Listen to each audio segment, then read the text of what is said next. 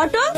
আমার একটা নাম আছে, অটো না, অটোটা গাড়ি। হ্যাঁ হ্যাঁ জানি, আমাকে নিয়ে চলেন। ওদের গাড়ি পছন্দ হলো না? না হয়নি, আপনি চলুন তো। একটা মেয়ের সাথে কিভাবে কথা বলতে হয় সেটাও বললেন? শিখিনি। কিছু না, আপনি চলেন।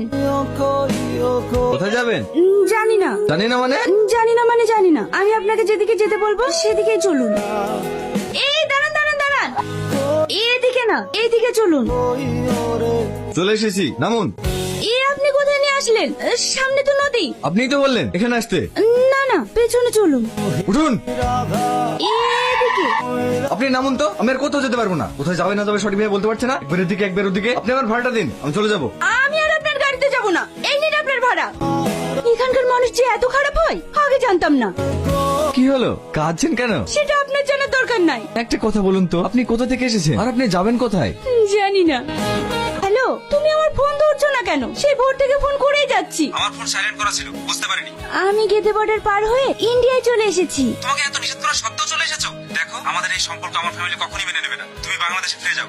কি? তখন তো ফোনে খুব বড় বড় কথা বলতে, আমাকে নাকি দেশের বর্ডার ভেঙে নিয়ে আসবে, বিয়ে করলে তোমাকেই করব। আর আমি এখন যখন সবকিছু ছেড়ে চলে এসেছি আর তুমি আমাকে দেশে ফিরে যেতে বলছো। Hello hello. এই সালে প্রেম ভালোবাসা এরকমই হয়, হাজারো স্বপ্ন দেখিয়ে মাঝপথে ছেড়ে চলে যায়। তুমি সিগারেট খাবে? হ্যাঁ, শুনেছি নাকি সিগারেট খেলে টেনশন কমে। ঠিক আছে, তুমি অত টেনশন করো না, তোমার বয়ফ্রেন্ডকে আমি খুঁজে দেবো। গাড়িতে ওঠো। না, আমি যাব না। এত রাতে কোথায় যাবে? ওঠো তো। এসো। মা মা। তুই বিয়ে করে ফেলেছিস? শাবানা, রুমি, এই দেখ তোর ভাই কি করেছে দেখ। আমাদেরকে না জানিয়ে বিয়ে করে নিয়ে চলে এসেছে। মা, আমি বিয়ে করিনি। আমাকে দেখে কি তোমার এমন মনে হয়?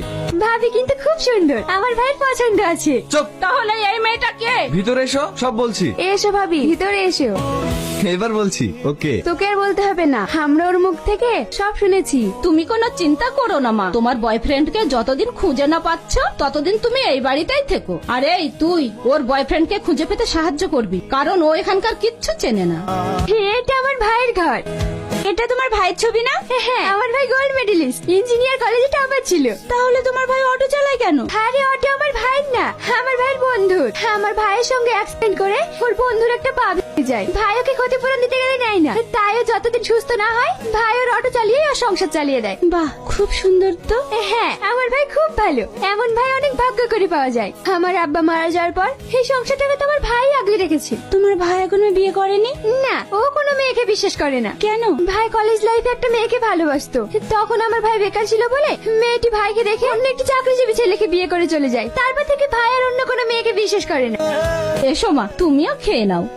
না খালা, আমি খাবো না। কোনো জায়গায় বেরোলে না খেয়ে যেতে নেই। এসো তো, আমি তোমাকে খাইয়ে দিচ্ছি।